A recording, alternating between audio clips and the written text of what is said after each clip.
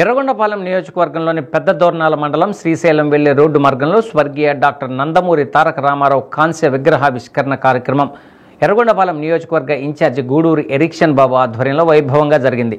కార్యక్రమానికి రాష్ట్ర మంత్రులు, జిల్లా శాసనసభ్యులు, రాష్ట్ర బోర్డు చైర్మన్లు, తెలుగుదేశం పార్టీ నాయకులు భారీ ఎత్తున ప్రజలు విచ్చేసి కార్యక్రమాన్ని విజయవంతం చేశారు. ప్రజాప్రతినిధులకు ఎరిక్షన్ బాబు ఘన స్వాగతం పలికారు.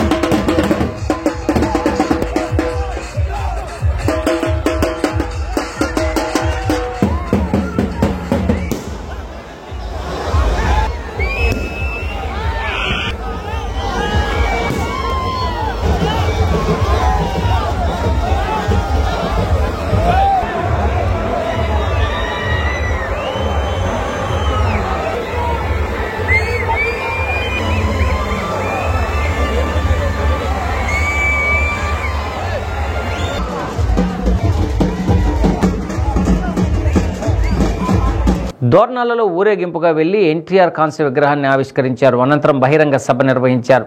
గత 4 దఫాలుగా తెలుగుదేశం పార్టీకి ఈ ప్రాంత ప్రజలు అన్యాయం చేస్తున్నారని, అభివృద్ధి తెలుగుదేశంతోనే సాధ్యమని జిల్లా ఇన్ఛార్జి దేవాదాయ శాఖ మంత్రి ఆనం రామనారాయణ రెడ్డి అన్నారు. వెలుగొండ ప్రాజెక్టు తెలుగుదేశం పార్టీ ఆధ్వర్యంలోనే పూర్తి చేసి జాతికి అంకితం చేస్తామన్నారు.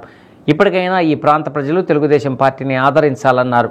ఈ కార్యక్రమంలో రాష్ట్ర మంత్రులు గొట్టిపాటి రవికుమార్, డాక్టర్ డోలాశ్రీ బాల వీరాంజనేయ స్వామి, వాసంశెట్టి సుభాష్, ఒంగోలు ఎంపీ మాగుంట శ్రీనివాసులరెడ్డి, శాసనసభ్యులు దామచర్ల జనార్దన్, బిఎన్ విజయకుమార్, ముత్తుమల అశోక్ రెడ్డి, కందుల నారాయణ రెడ్డి, ముక్కు ఉగ్ర నరసింహారెడ్డి, రాష్ట్ర maritime board chairman Damacharla Satyanarayana, tourism chairman Nookasani Balaji, రాష్ట్ర వ్యవసాయ commission vice chairman Mareddy Srinivasareddy, Darsi Telugu Desam party in charge Guttipati Lakshmi, TDP నాయకులు, కార్యకర్తలు భారీ ఎత్తున ప్రజలు పాల్గొన్నారు. కొన్ని మోసపూరిత వాగ్దానాలని, మాటల్ని నమ్మినటువంటి కొందరు ఈ ప్రాంత ప్రజలు ఒక పెద్ద మనిషిని గెలిపించారు. ఆయన్ని తప్పు పట్టాను, తప్పు మంది కదా, ఓట్లు వేశాం కాబట్టి ఆయన గెలిచినాడు. ఆయన అంటాడు కేంద్ర ప్రభుత్వం నుంచి డబ్బు వస్తే ఆ డబ్బుని మేము వడ్డీలకి మార్చుకుంటున్నామంట. ఈ తాడు దగ్గర ఎక్కడ కూడా డబ్బు వచ్చింది, ఎవరొచ్చింది మాకు డబ్బు 10.5 లక్షల కోట్లు కేంద్రం ఇచ్చిన డబ్బులు మొత్తానికి మొత్తం దోచుకుని వెళ్ళిపోయారు మీరు విదేశాలకి.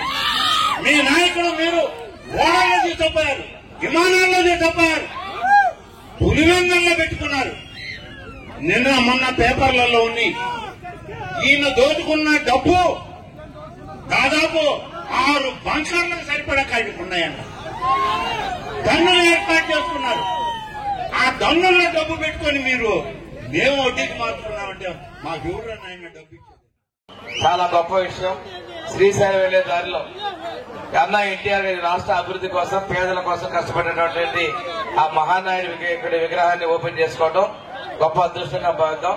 తెలుగుదేశం పార్టీ పెట్టి అనతికాలంలోనే పేదల కోసం, సంక్షేమం కోసం 2 రూపాయల కిలో బియ్యం కావచ్చు, పక్కా ఇళ్లు కావచ్చు, ఆడపడుచులకు ఆస్తులు కావచ్చు, ఇలాంటి సంక్షేమ పథకాలు తీసుకొచ్చి ఈ రాష్ట్రాన్ని అభివృద్ధి పథంలో నడిపించినటువంటి వ్యక్తి అన్న ఎన్టీఆర్ గారు. తెలుగు ప్రజల ఆత్మ గౌరవాన్ని కాపాడింది అన్న ఎన్టీఆర్ గారు.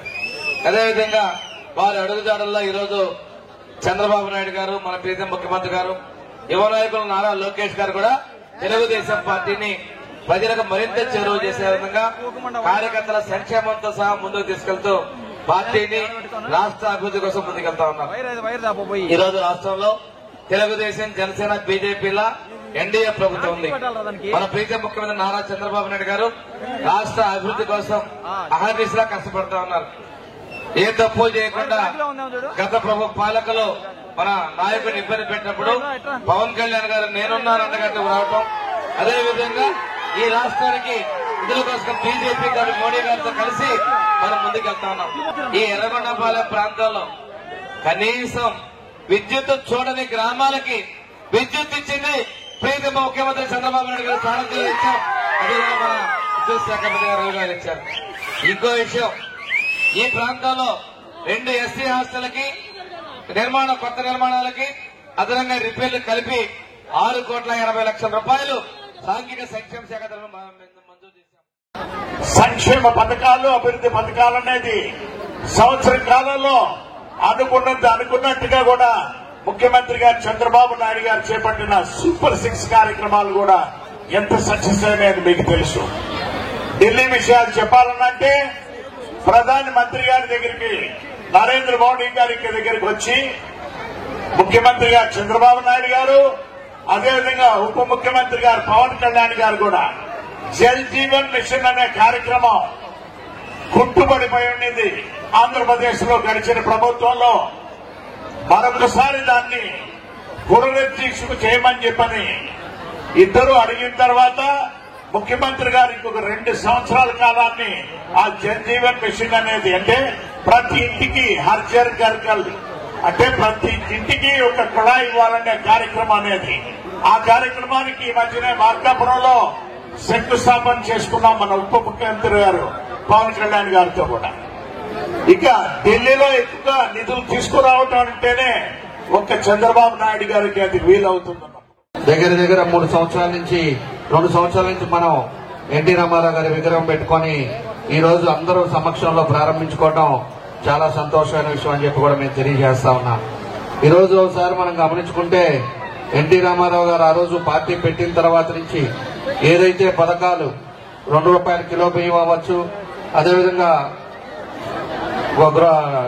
పట్టాలు అవ్వచ్చు, అదేవిధంగా మహిళలకు సమానం కావచ్చు, ఎన్నో కార్యక్రమాలు ఆ రోజు ఆయన పెట్టిన స్ఫూర్తితోటే ఈ రోజుకి కూడా తెలుగుదేశం పార్టీలో కొనసాగుతున్నాయి. అంటే ఆయన ఆ రోజుల్లో ఏ స్ఫూర్తితోటి చూసి ఈ రోజు పెట్టిన పథకాలు ఈ రోజు ఎంతో మందికి ఉపయోగపడే కార్యక్రమాలు కూడా జరుగుతున్నాయి అని చెప్పి కూడా మేము తెలియజేస్తున్నాం. ఈ రోజు ఒకసారి మనం ఆలోచించుకున్నప్పుడు ఈ రోజు మన ప్రభుత్వం వచ్చిన తర్వాత నుంచి మొన్నే సంవత్సరం అయిపోయిన తర్వాత మన నాయకుడు చంద్రబాబు నాయుడు గారు సుపరిపాలన తొలి అడుగు సందర్భంగా అందరి దగ్గరికి వెళ్ళండి, మన పథకాలు అందుతున్నాయో లేవో చూడండి, అందరూ కూడా దేనికి ఇబ్బంది పడుతున్నారో ఈ రోజు అన్ని కూడా చెప్పడం కూడా జరిగింది. దానికోసం అని చెప్పి ఈ రోజు అందరం కూడా ఏ నియోజకవర్గాల నియోజకవర్గంలో అందరూ కూడా ఎత్తుంటే ప్రజలు అందరూ కూడా సంతోషంగా ఉన్నారు. ఈ రోజు తల్లికి వందనం గాని, పెన్షన్స్ గాని, అదేవిధంగా రేపు ఆగస్టు 15 మహిళలకి ఫ్రీ బస్సు గాని, ఇవన్నీ కూడా కార్యక్రమాలు కూడా ఈ తెలుగుదేశం పార్టీ ఎన్ని ఇబ్బందులు ఉన్నా కూడా మన సమర్థవంతమైన నాయకుడు పరిపాలన కాబట్టి ఈ రోజు ఈ కార్యక్రమాలన్నీ కూడా జరుగుతున్నాయని చెప్పి కూడా